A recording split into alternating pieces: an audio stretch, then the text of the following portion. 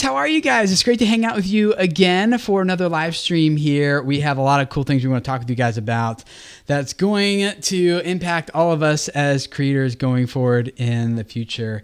YouTube is making a lot of changes with YouTube TV, YouTube Originals, and it seems like more and more they're kind of going towards that Hollywood type of feel and approach. And so today we want to talk with you guys about what that means for us as creators. Now, before we jump into this though, I want to introduce you guys to a friend of mine. Her name is Trina Little. Hi, Trina. How are you doing today? Hi, good. It's good to have you here. Thanks for hanging out. Now, if you guys don't know who she is, there's a link to her channel down in the description below or an interactive card here. You guys can find that and find her stuff. But she has a channel. It's like YouTube business tips. And she's a mom of 2 kids, lives in Pennsylvania, which is my home state. So that's a plus, I guess. But you started with a mom channel. So tell us about that story. So I started when I was pregnant because I didn't have any other friends who were pregnant. So it was that sense of community, belonging. And then I also have a master's in business. And so I started having moms reach out to me who were business owners asking, how can I start a channel for my business? And so they just kind of flowed, being able to connect on that mom female level, that business level. And it just kind of went from there. I started that new channel specifically for business owners and how to really use YouTube in your business. Yeah, awesome. So you have new videos every week over there? People should subscribe twice a week. Cool. Sweet. You guys go check it out. And it's great to have you here. So Thank you. Trina and I met at Video Lab's live event that I did here in Cincinnati last week. Wow, that was last week? Yeah. Or a week and a half It was over a week ago. Yeah. And I thought it was cool. You know, you got people like me, Roberto, Daryl, all these like middle-aged guys, you know, Sean talking about this stuff. And then there's like Amy. And I'm like, you know what? Amy Schmidhauer is great. We need more good female presence here in this community. So Trina's here to hang out with us and talk about some of these very important things that are happening in the YouTube creator community and talk about what it means for us as creators. So thank you guys for hanging out. Let's talk about this first story. And the first one here is a story about how YouTube it's kind of like, it says YouTube grows up inside the plan to take on Netflix and Hulu. And you'll find a link to this in the description of this video if you want to go read this whole thing. It's a really long article, really in depth, and covers a lot of really good stuff. But the short version of this is what? If you're going to summarize this, Trina, what do you think it is? What would you say? YouTube wants to be a TV player. Yeah. So what's going on here? Why are they moving this direction, do you think? I think they just see how Netflix, Hulu, Amazon Prime Video, people are preferring streaming. Because I know personally, I don't pay for cable. I pay for Netflix. I use streaming that more than I do cable. And so they're starting to realize that's where people's viewing is going, is online through streaming. Yeah. Yeah. I mean, I haven't paid for a TV subscription since 2009, 8? Wow. No. So I'm only about a year. What's that? Oh, a year? I'm only about a year without cable. Well, we started because we were working on becoming debt-free, Right. and that was whatever year Obama was elected. I remember it was that same year, like the first time. So it's like 9 years ago. And so we started our debt-free journey. So we canceled television. We canceled, like, remember Rhapsody was a subscription thing back then, like all these different things, and just went bare bones. And then we just never brought it back. Like we got used to living without it, and YouTube became a thing. And so that's been what we've been on since then. But I think for a lot of us as creators, here's kind of like the main thing. I think this graph kind of sums it up pretty well. Most of us think of YouTube like in this first bracket of YouTube being free, ad-supported stuff, you know, and it's just kind of billions of hours of user-generated videos. But then you can pay $10 a month, which I do for YouTube Red. I love it. YouTube takes off all the advertising. But then you also get access to Google Music Play or Play Music, which is their like Spotify. And then you get access to a lot of their premium originals and content there. And then for $35 a month, this is the newest offering, it's YouTube TV, which is $35 a month. You get access to live video of TV feeds and like 9 months of unlimited DVR cloud storage and access to YouTube originals. So this graph to me, with the exception of this first one, the free, is starting to kind of look a little bit more like a Netflix type of situation. Mm-hmm. I don't have Netflix though. Do you have Netflix? I do have Netflix. We just stream. We don't have time. We have kids, so we don't have time to watch actual movies, but Netflix is essential for the 2-year-old. Yeah, there you go. Yeah. So as YouTube creators, I think in our minds, we're mostly focused on that first tier. Like, hey, this is free. Everything's supposed to be free, which, as some of you guys have said in the chat already, like Sergeant somebody said, YouTube is, Sergeant Seer Geo, YouTube is not free. That's right. Like, none of this happens because people are donating tons of time and resources to pull this off. Advertisers are paying for this, and it's important to know that. So at the end of the day, viewers are paying however you split this. They're either going to pay YouTube, they're going to either pay the advertisers, or going to pay us as the creators for this to keep going. Mm-hmm. So YouTube, one of the couple things that stood out in that article to me is that out of all 5 major broadcast networks saw a decline in total viewers last season, whereas streamers, like people like Trina and I, who don't pay for cable or dish, network, satellite, whatever, those streamers, people like us, committed to total about $20 billion in programming without a cable subscription. And YouTube right now is spending, according to this article, somewhere around, on average, $2 million per episode, sometimes up to $5 million per episode of this premium original content. And they are really, really, going all in, like, let's make this more towards like a Netflix, Hulu type of thing. Which, how does that make you feel, Trina, as like a creator? Like, you and I are kind of like more in that homegrown category, and you guys in the chat too. Like, How does that make you feel, Trina? Does that make you feel like they're abandoning you and like you're not as valuable to us anymore, or you don't care? You're like, whatever. Kind of, but I also feel like it's going to bring more people to YouTube. I feel like a lot of people still think their audience thinks YouTube is for cat videos. And by YouTube getting more serious about content, I think it's going to really draw more people to the platform. Mm-hmm. That's what I'm wondering too. Like, my overall feelings about this is, oh, you're welcome. Thank you for the super chat. We're actually going to talk about super chats here in a second with our next story.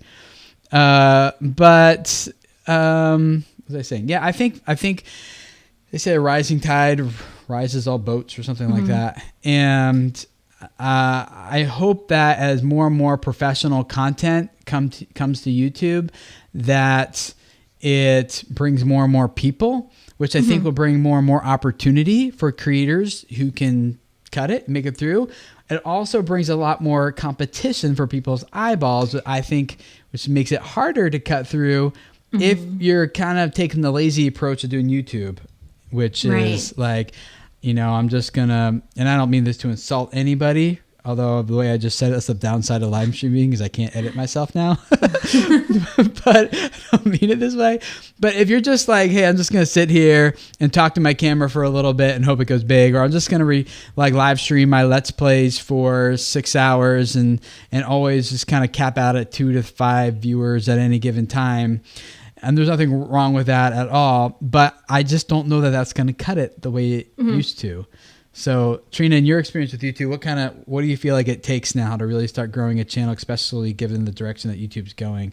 What's the future? Yeah, we kind of touched base on that almost 2 weeks ago. With my channel, I need to put some more effort into my editing, which I know, but it's been like, just get a video up. So I do think you're going to need to be more engaging, have those, engaging video editing to keep people wanting to watch you and not just pop up a camera and, like you said, talk. There's going to be a little bit more strategy you need to take for it.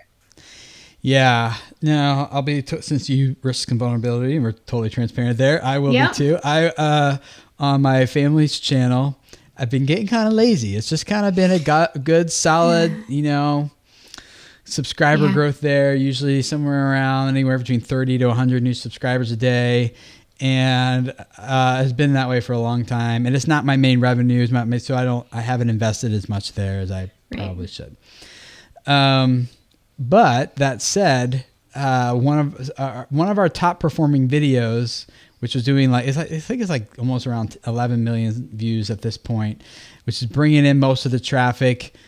It tanked overnight. YouTube's like, you know what? This video isn't helping us keep people on YouTube as long as it used to. It's not. There's other videos that are performing better that we can use now instead. And so pretty much overnight, we went to losing around 14 to 16 subscribers a day instead of gaining.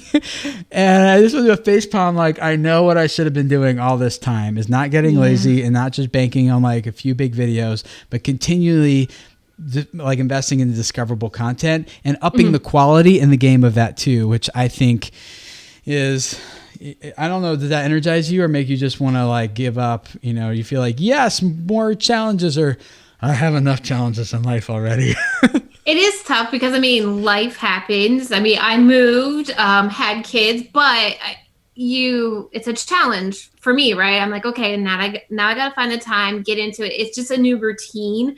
As a business owner, it's me getting into a newer routine for my business and really focusing on what's important. And I know spending some time editing is what's going to be important, and it's going to result in more results down the line, right? If I put the effort in the front end, it's going to turn out. Yeah. Thank you so much for this super chat. Buck says, I'm very interested in this new growth as a producer and creator. Thank you for the forum. You're welcome. Thank you for the $5. I appreciate that. So I think this is going to have an impact on us as creators, whether you like it or not. It's going to impact what people expect from the platform as viewers, the quality of content. I think YouTube's been doing a good job of getting away from like, this is a place where you watch cat videos to a place like, this is where you go to watch high quality original content that you can't get anywhere else, that's worth paying for, like paying money for. So I do think that's going to mean that for us as creators, we're going to need to up our quality, not necessarily production quality, which I think is what we all think about necessarily, which could be true, but it's also content quality is kind of primarily what I'm thinking about. So it's your how well do you tell stories and engage an audience with what you're communicating. It's how well are you branding yourself for people? Like, are you making it easy for someone to really attach themselves to your brand and really love who you are and what you're all about? It's like all those little things are going to start adding up. So I'm not saying you can't use a webcam anymore. I'm saying like if you use a webcam, you got to use it well. You got to like tell good stories. Or if you are in the production side, might need to go up as well too, so that the story can be explained and told better.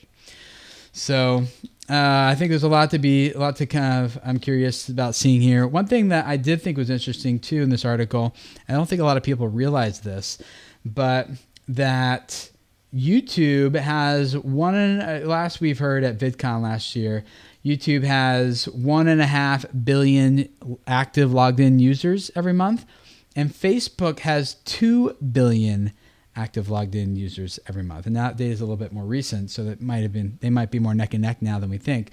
But I think most people think of Facebook as this like place that's got like tons of traffic, and then they go to YouTube and they're like, there's not that many people here. At least it feels that way. But that's totally not true. I did hear a stat, and I'm not going to quote this directly. I heard it a little while ago, but it was something like, it's like the top, like only 5% of like YouTube's overall library content is watched by like 98% of its audience, of the people here. You know, so what we have is like like this high like quality like content that's attracting a lot of people, and then you've got a huge library of stuff that's just not being discovered or even seen by the majority of people. Now, if you take 1.5 billion people, 5% of that is still a lot of people, right? Right. But to me, seeing those numbers again, I don't know if it's discouraging or encouraging, but for me, it was encouraging to be reminded like there's billions of people on this platform every month that we have the potential to reach and impact and connect with. Not just like, hey, I got my few hundred people and that's it, right? So right, yeah, and I work with a lot of business owners, so they think that Facebook, like that's where their people are. But as you say, more and more people are on YouTube. It starts to resonate with them. oh yeah, my people are probably on YouTube as well. I just haven't thought of it that way. So Right. it is reassuring to know that the user amount is going up. Yeah. I got a sneeze coming on here. Sorry. It's the other bad thing about live. It'll... It's like, There. Sorry. Did I hit the mute in time? you did. You did. That was like great sound effects. That was some pretty pro live streaming skills right there. Yeah. So thank you, One Cone Only Retro Gaming brand for the $5, and you're welcome. Thanks for helping you grow as a creator. You're welcome. Any other points or things you wanted to talk about with this, Trina, before we move on to the next story? With the Netflix and the YouTube TV. Yeah, I just hope it brings more people, makes YouTube look more serious. Mm-hmm. So when you don't say, what do you do for a living? And you say, oh, I make YouTube videos. People are like, yeah, people are like, what? Yeah, you do that YouTube thing. Oh, okay. Yeah, that's weird. So a couple other things with this story, and all these links are down there in the below. We're going to talk about YouTube TV, since that seems to be the big push. YouTube is expanding to more and more markets all the time. YouTube's paid streaming service, they just keep opening it, which usually, from what I'm used to YouTube, they say they're going to do something, and it's like a year and a half later until it happens. Yeah. In this case, it's like they say they're doing it, and it's growing faster than I thought. They just released in Harrisburg, Pennsylvania, maybe close to where you're at, Trina. And if you guys want to see a full lineup, where is it, over here? You can go. This link is in the description. You can see if you're in the U.S. And I'm in Cincinnati, which woohoo! I actually just signed up for this last month in preparation for this, or last night in preparation for this live stream, to kind of get a better idea what's it about and do the free trial. So a couple things here. If you're not familiar with what it is, first of all, YouTube TV is just cable-free live TV. They have whatever was on TV in your area, you can now just watch it on the YouTube TV app instead, and it's actually pretty slick. And I was kind of skeptical of this at first, but when I logged in to my account for the first time last night to check it out, I was like, oh, this is actually way more user-friendly than I expected it would be. And I'm kind of like, this might be actually something I actually continue paying $35 a month for, because I don't really have time to watch the shows I would normally watch whenever they're on the air. But with unlimited DVR for 9 months, I just type in, Shark Tank, and it just it starts recording all the new Shark Tank episodes as they come on, plus gives me access to all the previous ones that already aired, and I can watch them like right there. Now, it's not, if you have a smart TV, there's not like a Roku app for YouTube TV yet. Now, it's just, they do have this new feature, or this limited time offer, where you get a free Chromecast after your first paid month. So basically after your trial's over. And then you can add on other networks and things too. But I was kind of impressed with how slick it was. And I can see the allure to it. But this is really the question I had in my mind, though. Is YouTube TV really worth the cost? And this article is in the description below too. You guys can check it out if you're thinking about it. I would recommend that if it's in your area, try the 14-day free trial. It's not going to hurt you at all, and you're going to get access to all that premium content YouTube is working on, and kind of see a little behind the scenes of what they're trying to do there.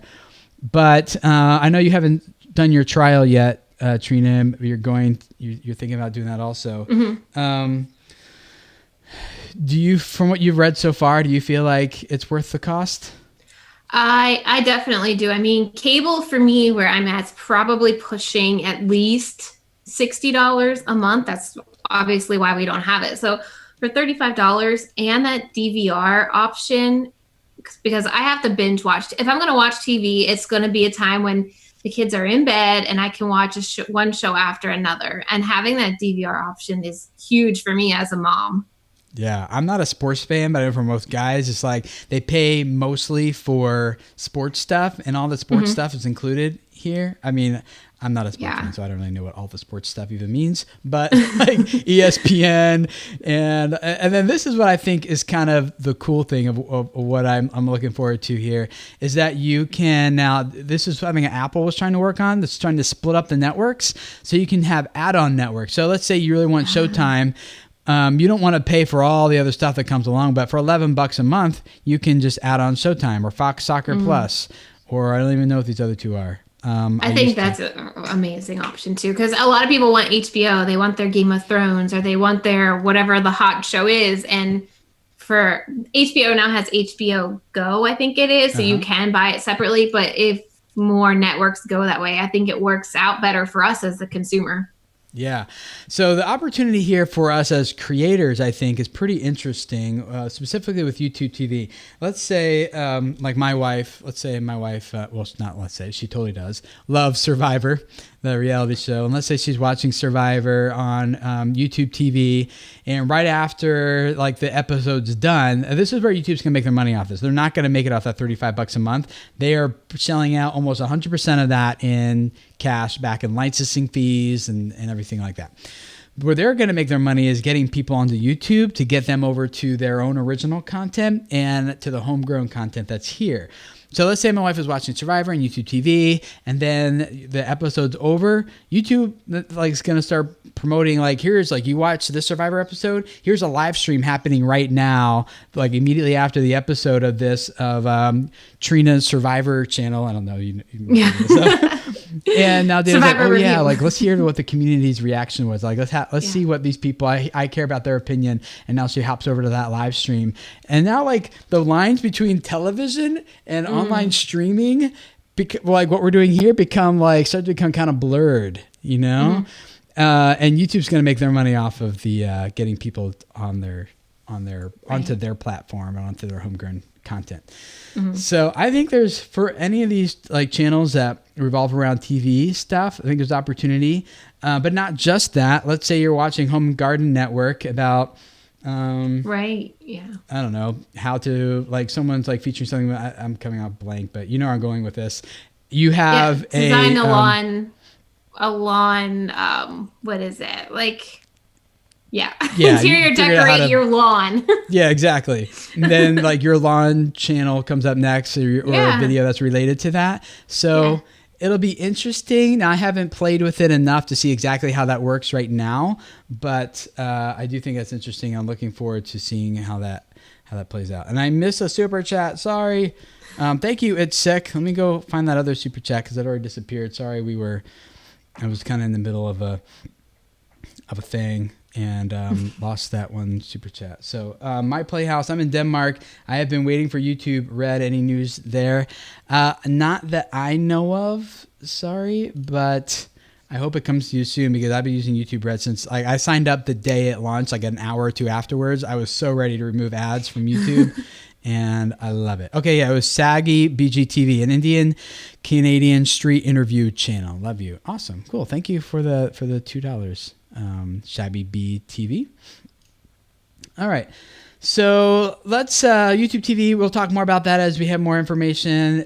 But I do think it's just another thing that shows that YouTube is moving that direction towards original premium content, and that could either be a good opportunity for us, but it could also create some challenges, and I think it'll do both for different creators, depending on who you are and what kind of content you're making and how much you're really willing to invest into making this happen for you on YouTube. Or reinvest, in my case, on my family's channel. I need to go back and start taking my own advice on that channel. I feel like sometimes I'm the car mechanic that drives like the clunky car because I spend all day working on other people's cars. Right, yeah, me too. Oh, it's fine though. Okay, so let's move on to something else that I think you guys would also be interested in, kind of along with what we just said, but more about the direction I think this platform is going here on YouTube as well as other platforms. It seems like almost every platform is making a big move towards live streaming now. And Facebook has it, Instagram has it, Twitter/Periscope has it. Is there anyone who doesn't have it? YouNow, Twitch. Am I missing anyone who doesn't have it? Does Snapchat have a live feature? It's not live streaming per se, except for it's kind of like instant right after the fact, kind of. But yeah, so there's a new player now in town, guys. There's someone else here that wants a piece of this pie. a stake in, I don't know. You know what I'm saying? They want something else to do with this. Vimeo Live is now a thing. So Vimeo is forking over a lot of cash to acquire live stream. And they're launching Vimeo Live Pro broadcasting product. Is not free. It's going to be getting around $75 a month. And I think it's interesting that even Vimeo, everyone's going towards live. And there's a good reason for it. There's an article from The Guardian. It says, meet the millennials who are making a living from live streaming. You guys know and have heard that you can make a living on YouTube, and a lot of people have done that. But there's like this new crop of people, of creators, who are only live streaming and making a living doing that. In fact, I wasn't planning on showing you this, but let me just show you. Julie, One Shot Girl, she lives here in Cincinnati with me, so I feel like I got to give her a plug. So I discovered her because of her live streaming. She was live, and I thought that like, oh, let me check out what this person is doing. And I went over and checked out her channel, and she's growing pretty quickly for a live streamer. All she does is just live streams, and then she takes them and cuts them up into, these are not short videos, half hour, 4 hours, and she kind of cuts them up into little highlights here. But you can see that even the highlights are working pretty well. As far as 200, almost 250,000 subscribers, and doing around 25,000 to 30,000 views per live stream replay here. And so she's one of them that I think is doing pretty well with the live streaming, and has a lot of opportunity here. But she's not the only one. I have friends who have made $3,000 in 1 hour of live streaming. I think my record personally is $350 in live streaming. I did have one $300 super chat. Well, I think a week and a half ago, when we were at Video Labs, someone did it when we were live streaming from my phone, and then that person said it was a mistake. They didn't mean to do that. They're gonna reverse that charge. So totally understand that would be a big mistake to make. But what role, Trina, do you feel like live streaming should play for us as creators who are maybe mostly just uploading content and haven't really thought about live streaming as much? I think you definitely need to start incorporating it. It takes your community to the next level, because if you have that following that's watching your videos, they probably want a little more about you. They want to connect with you more on a personal level, and doing that live stream allows them to, send you those questions, like you're answering the questions as you're live, and it makes them feel more of a sense of a relationship with you, even though it's just over the computer. Yeah, I love to hear from you guys in chat, although it'll take about a minute for it to come back all the way around. I learned that the instant, no delay, low latency feature in live streaming was no bueno last time. It was causing all sorts of issues, so I'm back to normal for now. But I'd love to hear from you guys. Lane, hey Lane. Lane says, I agree, live is the best way to connect with your community. And then Urban Acolyte, hey, he's another Video Labs graduate. Live streaming has been helpful with my channel watch time a lot. Also, did you refund it? I can't refund it, Creative Queen. They have the reverse charge. Their policy is no refunds, so which would be good, because otherwise your income will be really unpredictable, right? But they could reverse charge and call their credit card company and say block that. Mm-hmm. But, let's see. So I'd love to do a live show to Tim here. We did our first live stream last week. Had great interaction with our subs. We'll be doing it again. That's for sure. Also, Wyoming Life. Hey, it's Michael. He was at Video Labs with us here. And you guys should check out his channel totally. Like our Wyoming Life right here. Click his channel. It's pretty cool. I really like it. And I'm glad we got to hang out with Mike and get to meet him and what he's working on there. So you guys, if you want to learn where your food comes from, like legitimately where it comes from, that's him. So cool story. I think for me, the reason I like live streaming is this chat right here. This is it for me. Like I love the interaction. I feel like, especially content like this, like where we're talking about news, and like a month from now, no one's going to care about this info because there's going to be new info coming out. I feel like I could produce a whole video about it, which I used to do. But I would rather just stand here and talk about it with like with you, Trina, and people in the chat and things like that. So I'd love to hear from you guys in the chat while we kind of talk about this, how live stream integrates into your strategy. A couple of things though, along with this article, people who are making a living from live streaming. So some people are doing awesome with Super Chat here on YouTube. And then as we talked about last week, there's the sponsor option, which you can now, for non-gaming channels, they're beta testing that. You can sponsor a channel for $5 a month and get access to special perks and things like that on the channel. On Twitch, you have sponsors and donations. On YouNow, you have virtual gifts and money donations you can give. So it's becoming more and more a viable monetization way of monetizing your audience and being supported while you hopefully serve your audience with the time that you're giving them. Mm-hmm. I'm looking for in the chat for people who are talking about how live streaming plays a role in their stuff. So if you see anything, Trina, free to pop it out. Most time so far, I haven't seen anyone answering that question. Yeah, I mean, I think being on YouTube, so to speak, and sharing video content, people tend to connect with you, and you kind of become a mini celebrity. So people want to know, well, what do they look like behind the scenes when they don't have a perfectly curated video? And by going live, it just gives them that extra insight to make them feel closer to you. Yeah. Cool. Here's one. I live in love with Reborn's 2011. I've been incorporating live sessions while I work.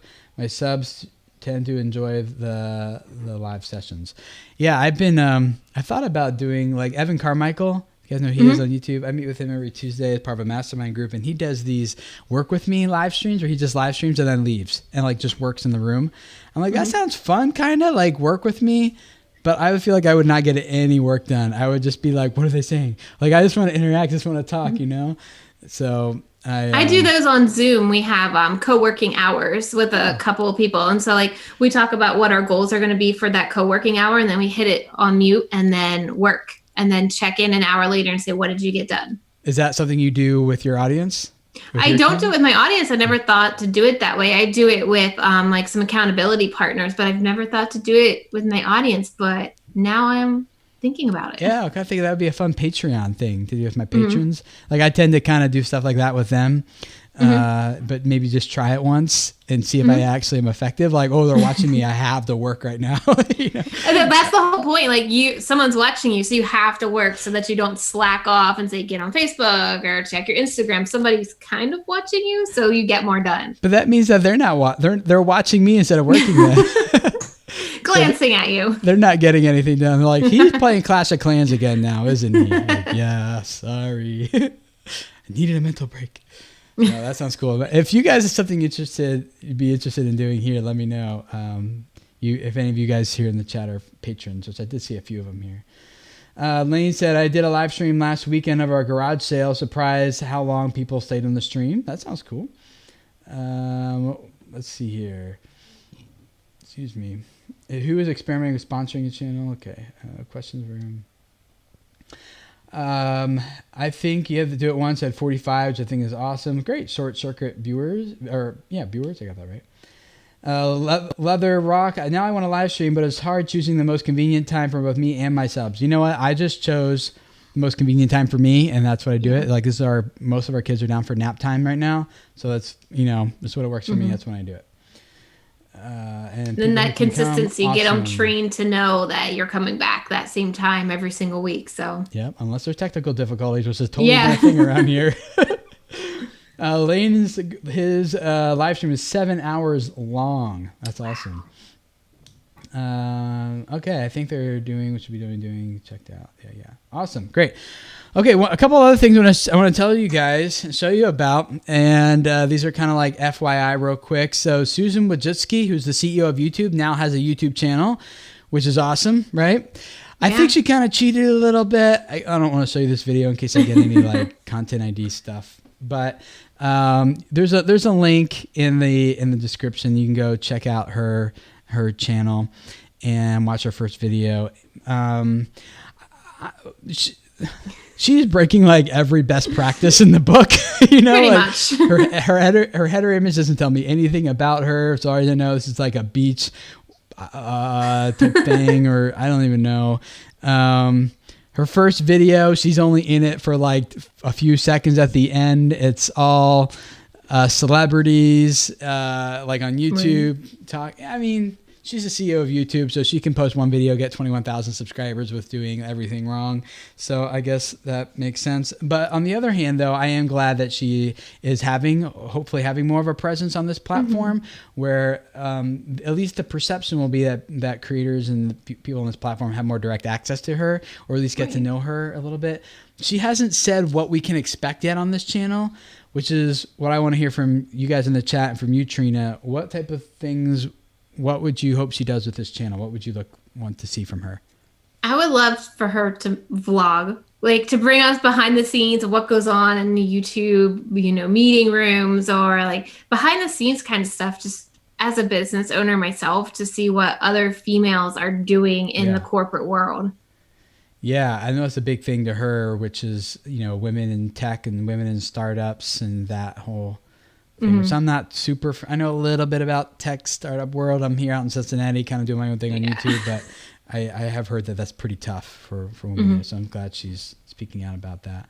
I would love for her to kind of use this as a platform to be pretty open about some of the struggles that they're having, as well as some of the things they're working on. And I know YouTube has other avenues for how they communicate that, but it's all sterile, impersonal. And I understand why, corporately they have to do that and things, but I think that's what keeps people like you and me and Daryl and Jeremy and all of us in business, is because people put some human emotion behind it. Can you compute that and spit it out in human terms?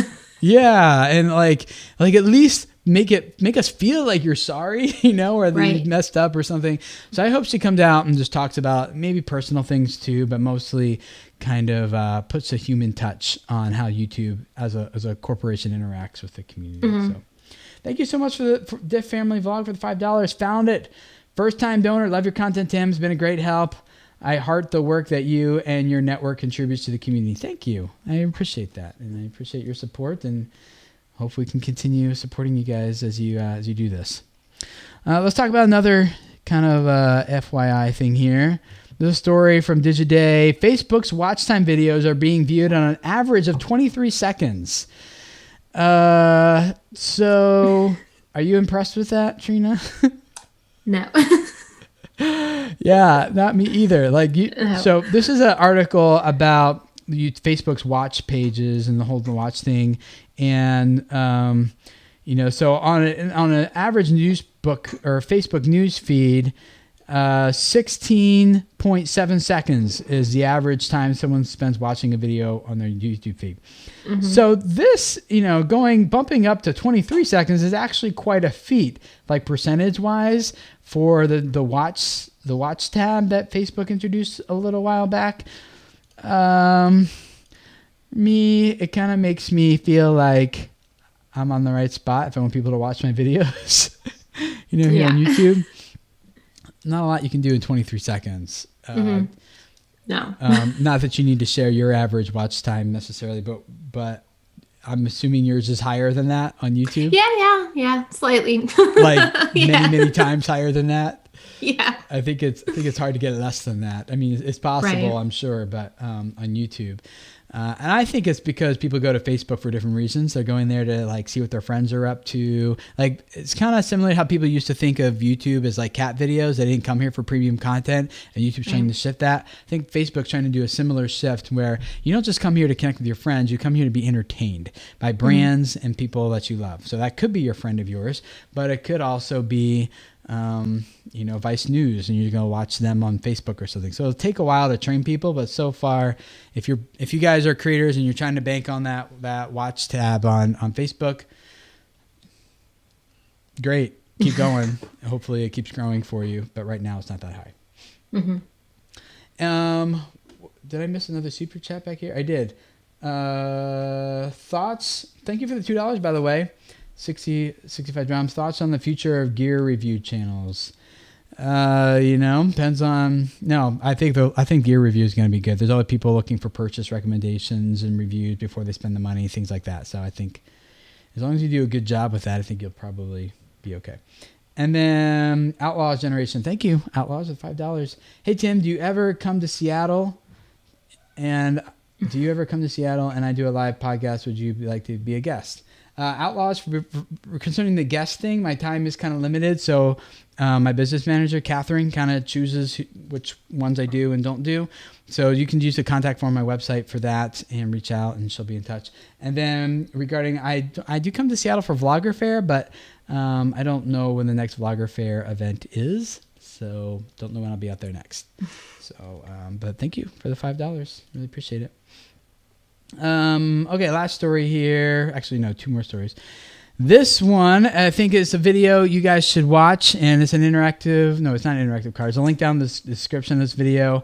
This is kind of like YouTube's attempt at being like a creator insider, kind of their behind the scenes. This is their attempt to kind of humanize their like how they interact with creators. So if you haven't checked out the Creator Insider channel, might be a good one to subscribe to and kind of follow along.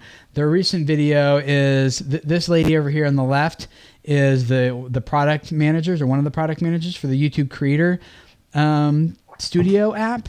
And so she talks about some of the changes that are coming to that app in the future, and he's kind of doing the interview. So if you guys use the Creator Studio app, definitely go check that out and